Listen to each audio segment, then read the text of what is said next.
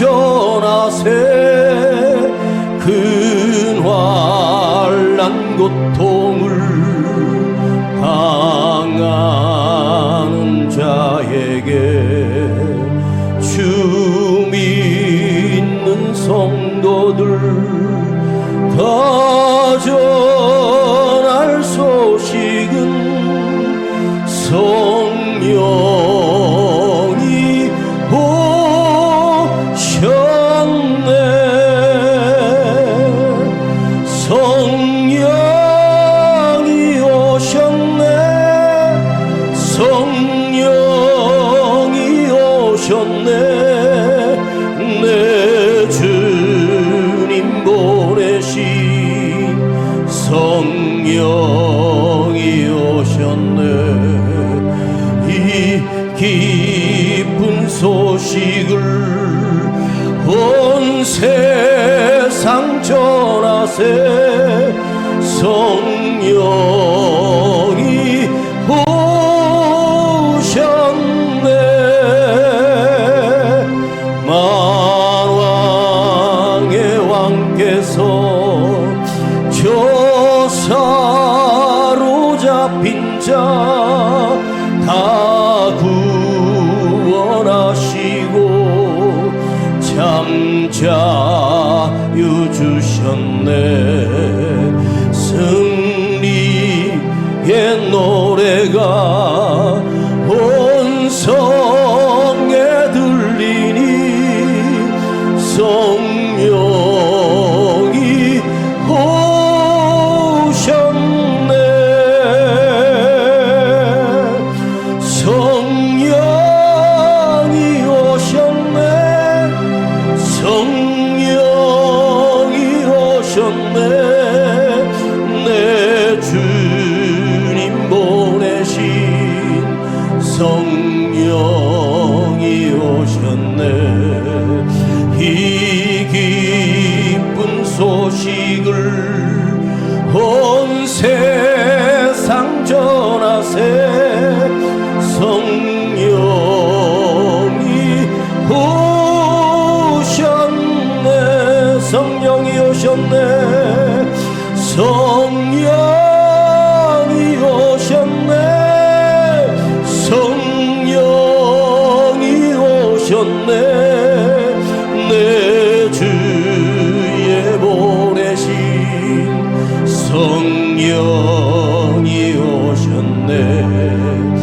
이 기쁜 소식을 온 세상 전하세 성령이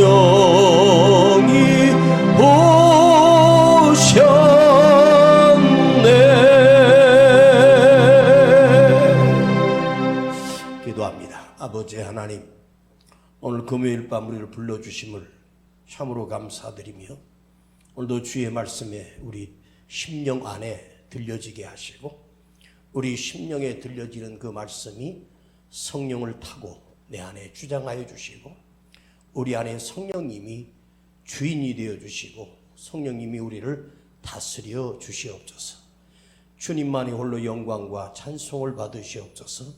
걸어가신 우리 구주 예수 그리스도 이름으로 기도하옵나이다. 아멘. 자, 우리 사사기 오늘 6장 33절부터 35절입니다. 사사기 6장 33절로 35절까지 구약성경 371페이지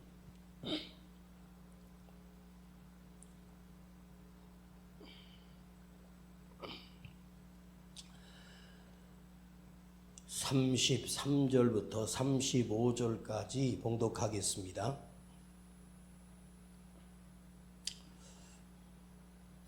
때 미디안 사람과 아멜렉 사람과 동방 사람들이 다 모여 요단을 건너와서 이스라엘 골짜기에 진을 친지라. 여호와의 신이 기드온에게 강림하시니 기드온이 나팔을 불매 아비에셀 족속이 다 모여서 그를 쫓고 기드온이 온 사자를 온 므낫세에 두루 보내매 그들도 모여서 그를 쫓고 또 사자를 아셀과 스불론과 납달리에 보내매 그 무리도 올라와서 그를 영접하더라. 아멘.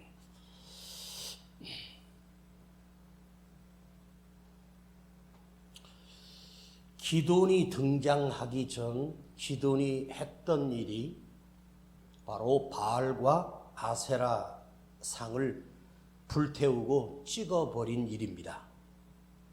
이 일로 인하여 아침에 바알과 아세라 신전에 들어갔는데 그들이 섬기던 신이 사라지고 부서지고 다 태워졌던 모습을 보고 온 동네 사람들이 분노하여 누가 우리의 신상을 깨뜨렸냐, 누가 우리의 신을 불태웠느냐 난리가 났습니다.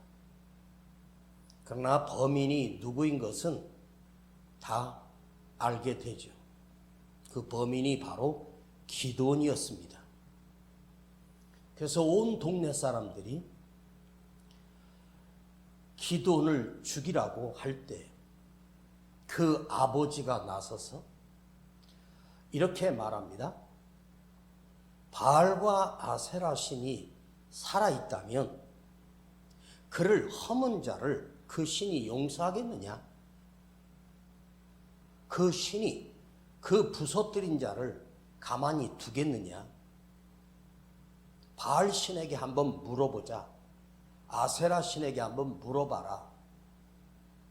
여러분, 바알 신이 존재하며 아세라 신이 정말로 존재한다면 그 신전 안에 기드온의 10명의 종이 들어가 부수고 불태울 때 바알과 아세라 신이 무엇을 했습니까?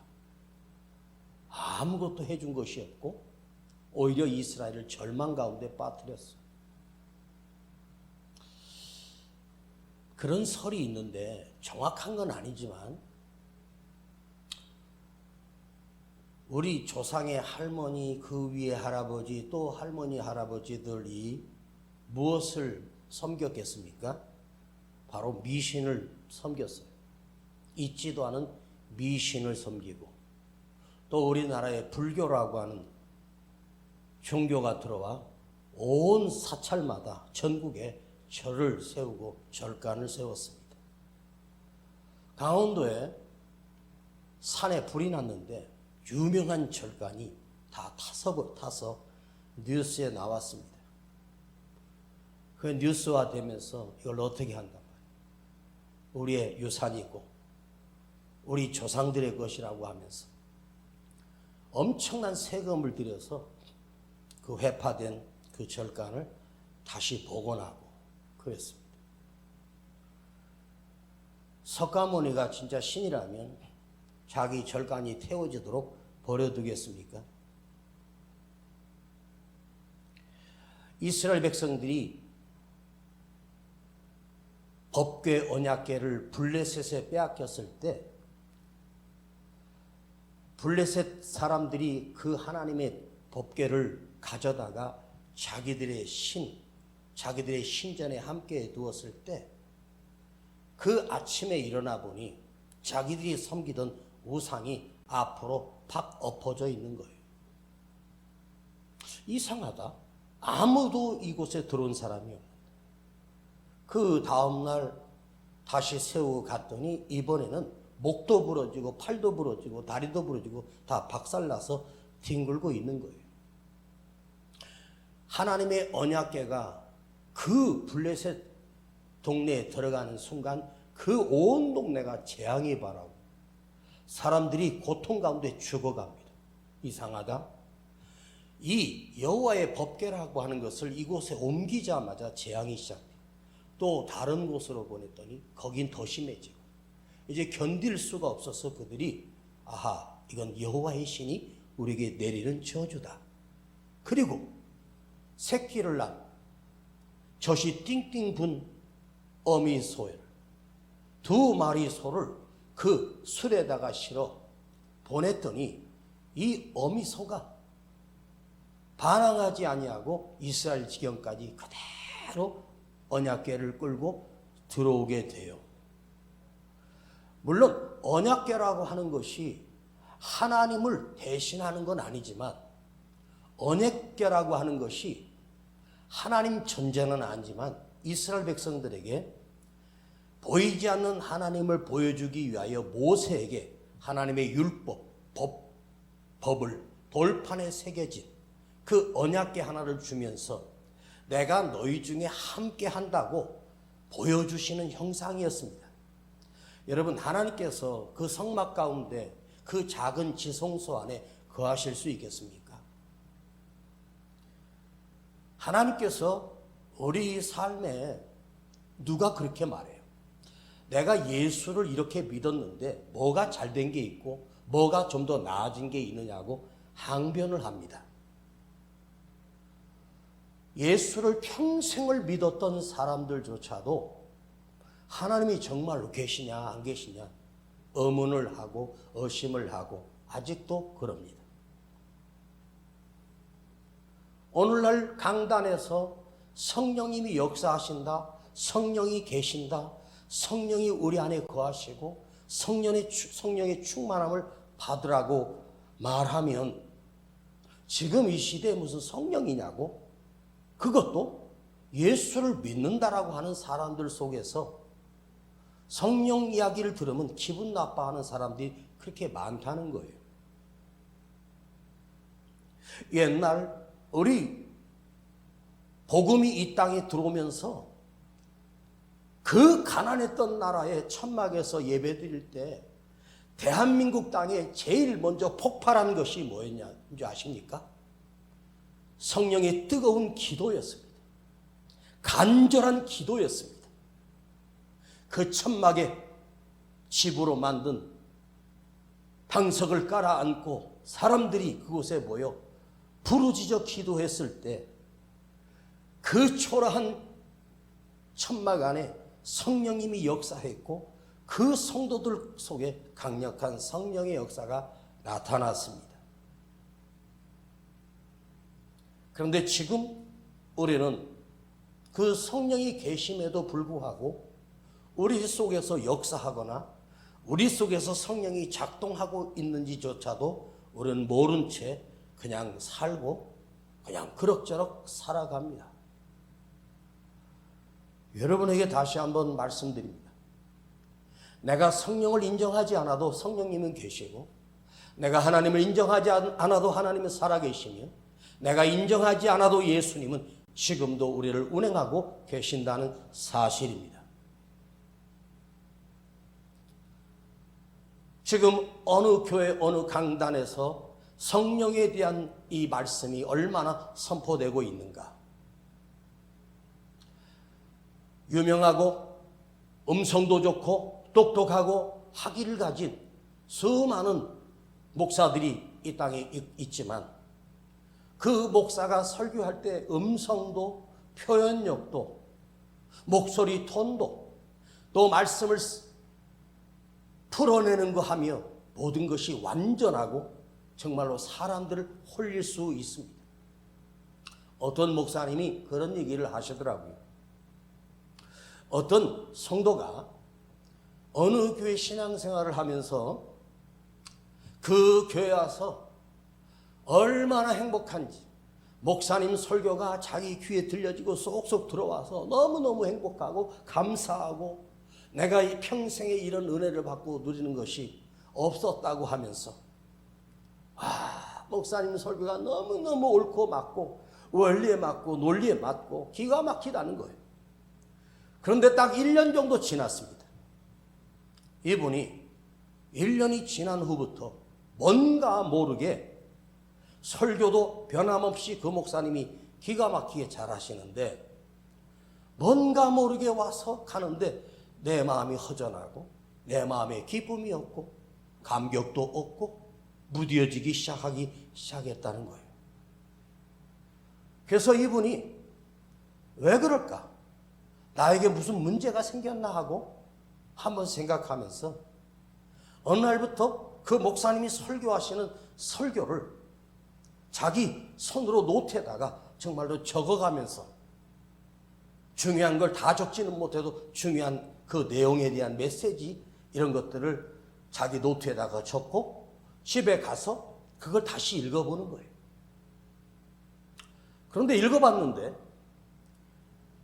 노트로 양면으로 4페이지, 6페이지, 7장 정도를 메모까지 꼬박꼬박 해서 다시 읽어봤는데 놀랍게도 그 설교 내용을 그대로 적었다고 생각하고 보니까 예수라고 하는 이름과 성령이라고 하는 이 말 단어가 단 한 군데도 없고 유일하게 딱 한 군데 나오는데 대표 기도하는 장로님이 마지막에 예수 이름으로 기도했다는 그 단어 한마디만 있지 그 말씀에 예수가 없었고 하나님이 없었고 성령님이 없었다는 거예요. 우리가 믿음을 지켜가야 할 이유와 신앙생활에 끊임없이 능력이 나오는 것은 우리 안에서 나오는 힘이 아니에요. 내 속에서 나오는 힘이 아니라 누군가 나를 이끄시는 영이 계시는데 그리스도인이라고 하는 것은 그리스도의 영이 있다는 말입니다. 그리스도의 영이 있다는 말은 그 사람이 성령의 사람이라는 거예요. 성령 없이 성령의 체험도 없고 성령의 능력을 경험하지 못한 채 신앙생활을 얼마나 할 수 있을까 한번 생각해 보십시오. 지금 이스라엘이 우상을 깨트렸는데 우상을 깨트린 자를 죽이겠다고 하는 그야말로 타락한 시대가 바로 기드온 시대였고 사사 시대였고 지금 시대보다 사사 시대가 훨씬 더 우리보다 더 하나님을 두려워하는 백성들이었지 지금 대한민국의 사사기 상황들보다 우리가 더 나은 것은 하나도 없다는 사실입니다. 7년 동안 미디안에 빼앗길 대로 다 빼앗겼던 그 상황 가운데 기드온이라고 하는 힘없고 무능하고 가장 작은 므낫세 반지파에 속하고 힘없는 족속 가운데 두려움과 겁쟁이 염려로 떠들던 기드온에게 여호와의 사자가 나타나시고 오늘 본문에 여호와의 신이 그 기드온에게 강림하셨다고 성경은 말합니다. 이 단어 하나가 3만 2천의 군대가 모였지만 300으로 줄이고 적군은 13만 5천의 온 군대가 쳐들어와. 자, 오늘 성경에 한번 보시겠습니다. 33절을 우리가 읽었는데요. 상황이 이렇게 나옵니다. 먼저가 무엇이었는지 보세요. 그때에 미디안 사람과 아말렉 사람과 동방 사람들이 다 모여 요단을 건너와서 이스라엘 골짜기에 진을 친지라. 지금 기드온이 우상을 깨트리고 아직 군대도 모집하지 못했던 그런 상황에 먼저 일어난 것은 미디안과 그 동방 사람들이 이스라엘을 둘러싼 모든 족속들이 연합군을 이끌고 지금 이스라엘 땅에 와서 그들을 쓸어버리면 되는데 이스라엘 골짜기 진을 친지라. 뭐하러 진을 쳐요? 군대가 있어요? 왕이 있어요? 아니 아무것도 없이 그냥 밟아버리면 되는데 진만 치고 폰만 잡고 있지 그들은 한 발자국도 더 앞으로 오지 못해요. 그런데 이 엄청난 문제 앞에 이제 나라가 망해가는 위기 속에 이제 그들이 밟아버리면 끝납니다. 그런데 딱 한 가지 단어가 절망 가운데 있던 이스라엘을 회복시키는 놀라운 역사가 일어나요.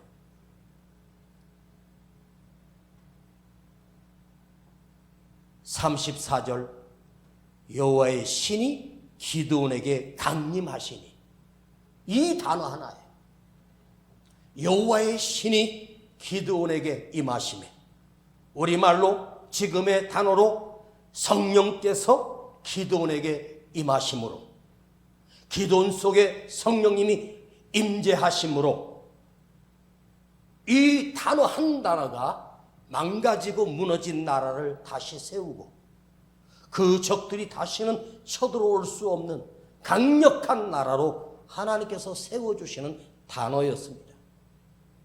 만약에 여기 34절 하나님의 신이 성령이 기도원에게 강림했다는 단어가 없이 300으로 그들을 이긴 것이 아니에요. 기도원이 나라를 지켜낼 능력도 힘도 전혀 없는 부족한 인생이고 연약한 인생이고 두려워 겁쟁이로 살았던 사람이 어떻게 그의 말 한마디에 온 백성들이 32,000이나 모여들었고 그 앞에 굴복하고 복종할 수 있었을까? 이 한 절이 그렇게 중요한 거예요. 그러면 이 시대가 몇 년도 몇 월 며칠인지는 정확하게 알 길 없지만 축축으로 한 3,000년 전 일입니다. 그러면 그 시대 상황과 지금 오늘의 시대의 상황 속에서 나의 상황을 한번 생각해 보시자고요. 우리는 성경을 보면서 그때 이런 역사가 있었다라고 말하기 전에 이것이 오늘 우리 삶에 동일하게 역사하시는 하나님의 함께 하시는 역사가 우리 가운데도 동일하게 역사하고 있다는 사실을 이 성경은 하나님의 말씀을 우리에게 깨닫게 하시고 알게 하시며 깨우치고 계십니다. 내가 왜 힘들까? 내가 왜 이렇게 무너졌을까? 가진 게 없어서? 가난해서? 아닙니다. 여러분에게도 그 겁쟁이 기도원에게도 일어난 이 딱 한 가지 사건, 여호와의 신이 그에게 임하심으로, 성령이 우리에게 임하심으로, 성령님이 나에게 임하심으로 달라진 상황은 아무것도 없어요. 기도원이 이름이 바뀐 것도 아니고 기도원이 갑자기 황제가 된 것도 아니고 그에게 수백만의 군대가 생긴 것도 아닙니다. 그 기도원 한 사람 속에 여호와의 신이 강림하심으로 이 상황은 상황이 아니라 이 형편은 형편으로 어려운 것이 아니라 위기가 아니라 고비도 아니고 하나님께서 그를 놀랍게 사용하시는 역사가 시작되는 날입니다. 여러분 삶에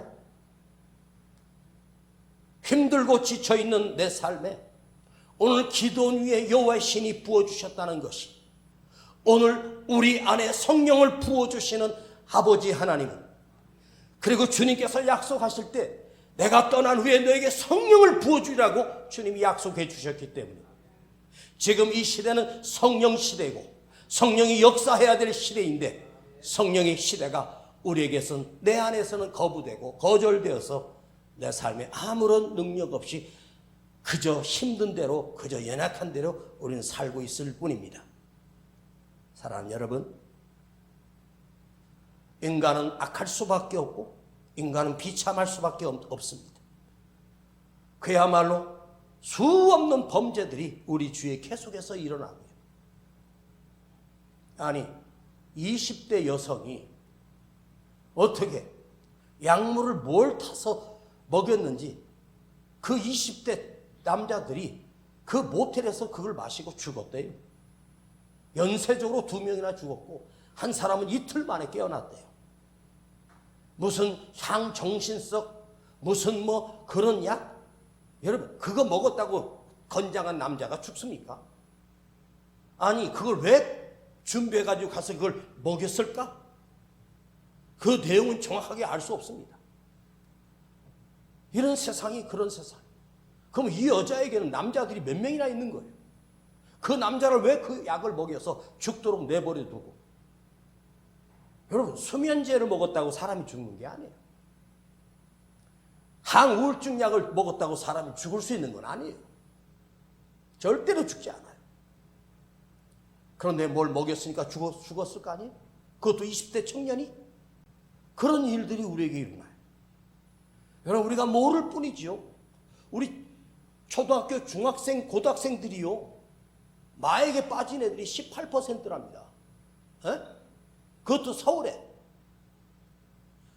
청년들은요. 마약을 경험해 본 사람이 67%고요. 그런 것들이 지금 온 세상에 들어와서 그 약 떨어지면 막 벌벌벌 떨고요. 아무것도 못해요. 지금 망가질 대로 망가지고 있는 이 시대를 살아가고 있고, 우리의 내일은 캄캄하고 나의 앞길은 어두운 여러분 앞에, 여러분 삶의 등불이요 능력이 되는 그분은 오직 한 분, 성령님입니다. 성령을 말하면요, 나와 상관없는 것처럼 얘기해요. 교회는 나와서 예수를 믿는다고 하고 예배를 드리면서도 성령의 역사는 내게서는 아무 상관없이 살아요. 성령이란 사도행전 때부터 시작된 게 아니라 구약 시대에도 성령님은 계셨어요. 여호와의 신은 존재했어요. 하나님의 특정한 사람에게 여호와의 신을 부어주셨다고 말해요. 사울 왕을 이스라엘의 첫 번째 왕으로 세울 때 하나님께서 사울 왕에게 여호와의 신을 부어주셨다고 나와요. 오늘 기도원도 여호와의 신이 그에게 강림하셨다.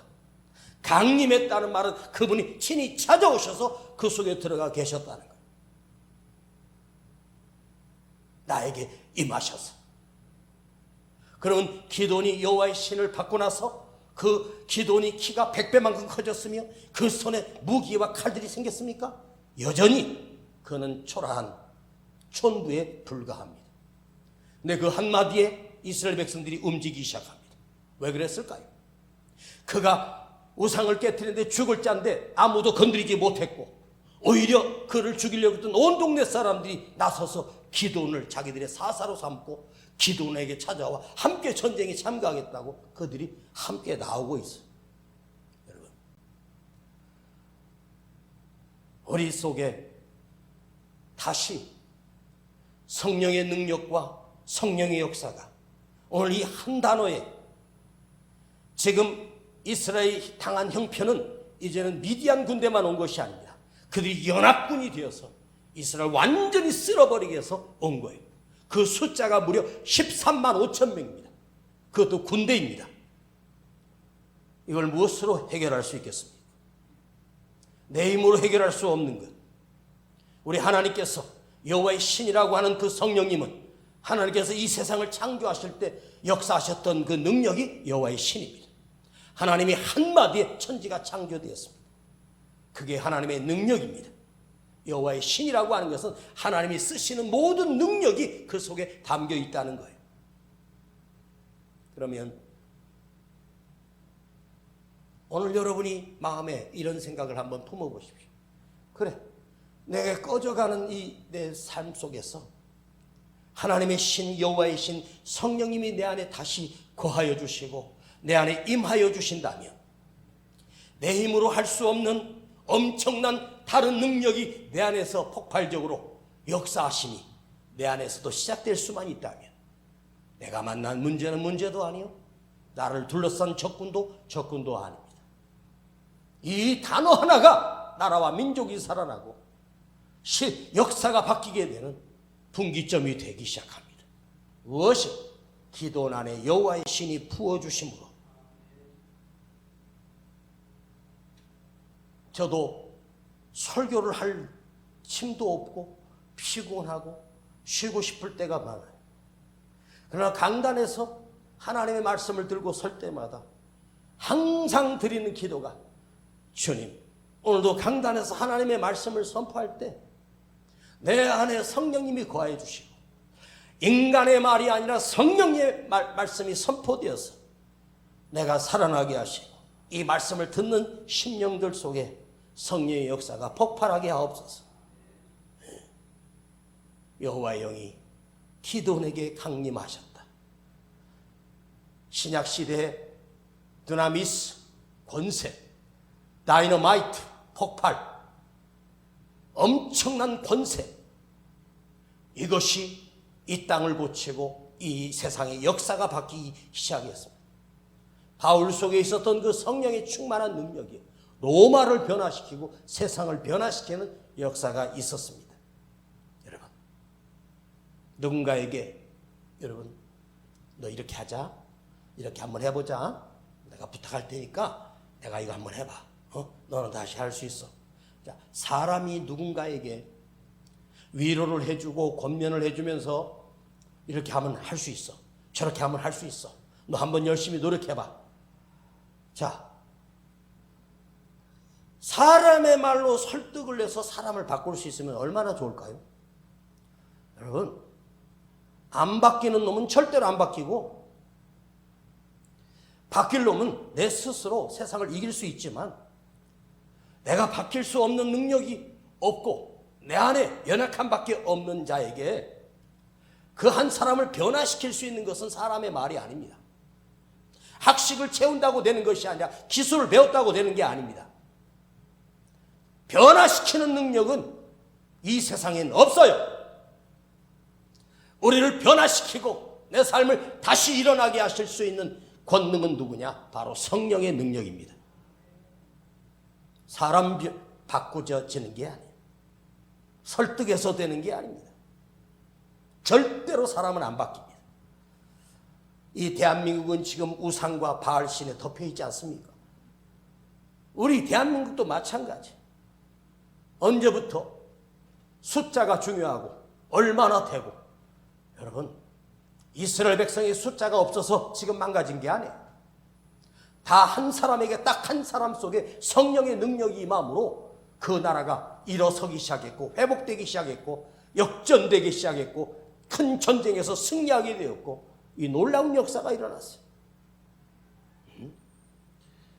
여호와의 신 임할 때 그 한마디 말에 권세가 있고, 그가 움직이는 곳에 하나님이 역사해 주셨고, 그 주변에 하나님께서 그들을 감동하여 기드온에게 복종하기 시작하고, 그러나 하나님은 그들을 다 사용하지 않았습니다.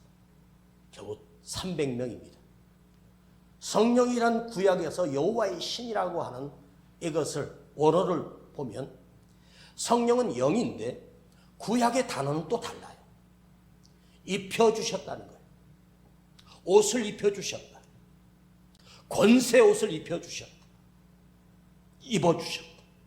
하나님의 권세 지혜의 옷을 입혀주시고 하나님의 능력의 옷을 그에게 입혀주셨다는 뜻입니다. 우리가 성령이 입혀주셨다. 너에게 성령이 입힐 때까지, 너에게 성령이 임할 때까지 너희는 이 성에 유하고 기다리라.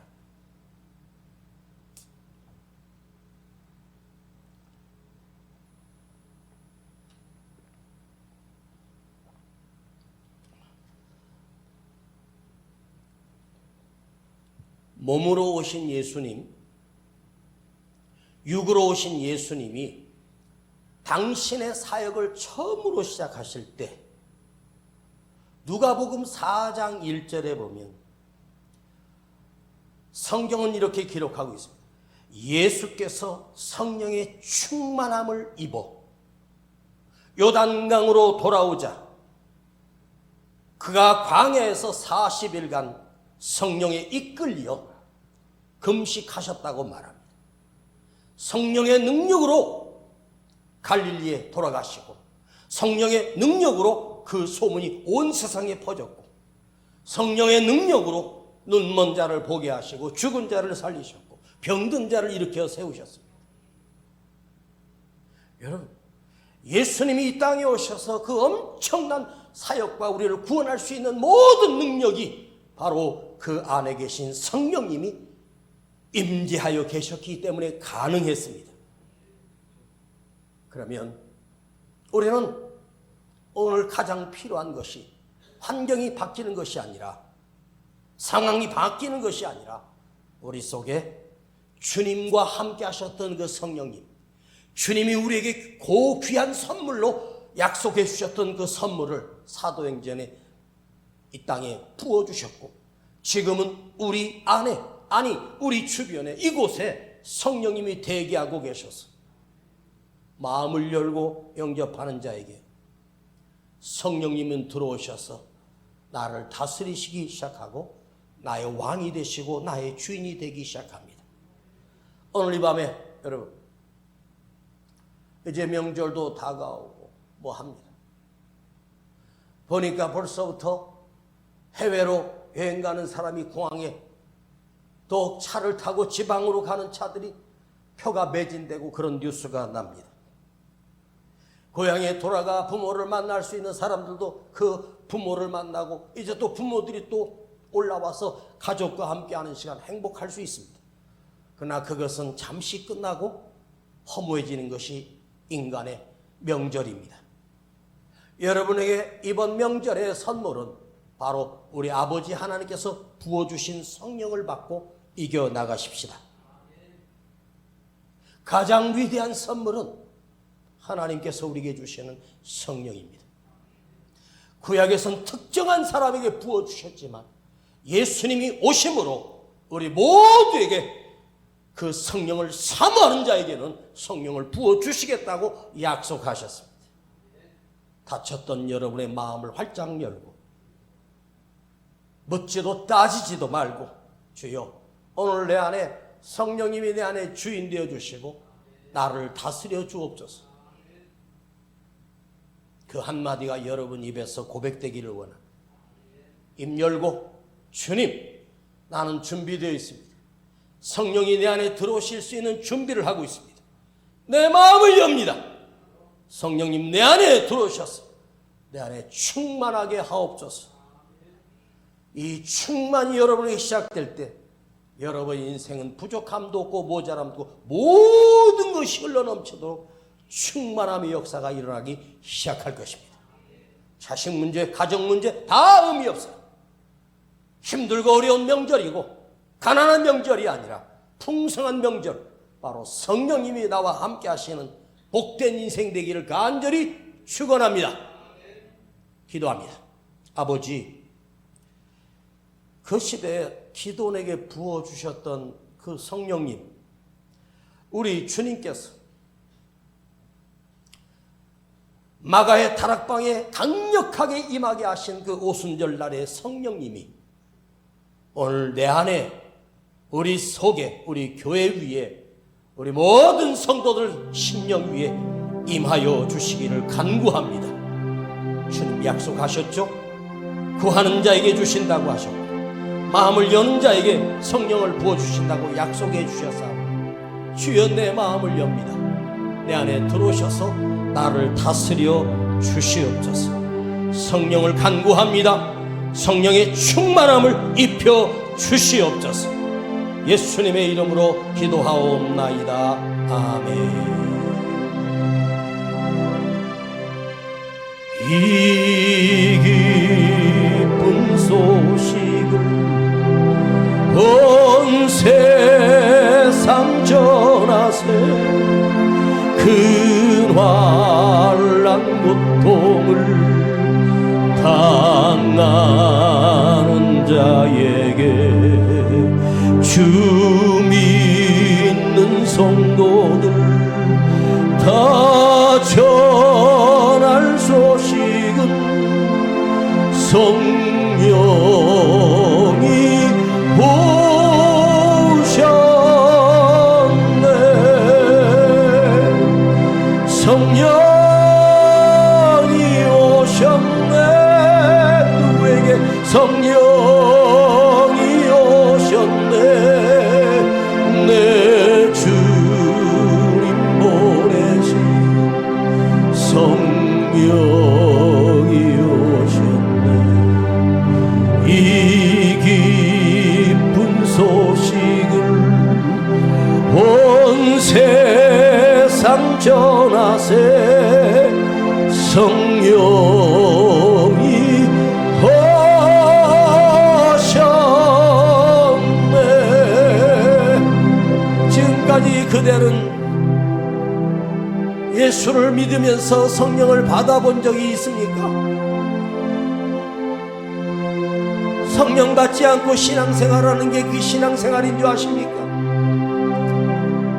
위선 떨지 말고 마음을 열고 내 안에 성령님이 오시도록 성령을 체험하고 성령님을 경험하고 성령님이 내 안에 임재하여 주시고 내 안에 충만하게 하옵소서. 내 마음을 열고 주님을 영접합니다. 성령을 영접합니다. 주여 내 안에 성령을 부어주시옵소서. 다른 기도하지 말고 주여 이 시간 나에게 성령을 부어주옵소서. 나에게 이 시간 성령을 부어주옵소서. 100번을 외칩니다. 주여 부르고 기도합니다. 주여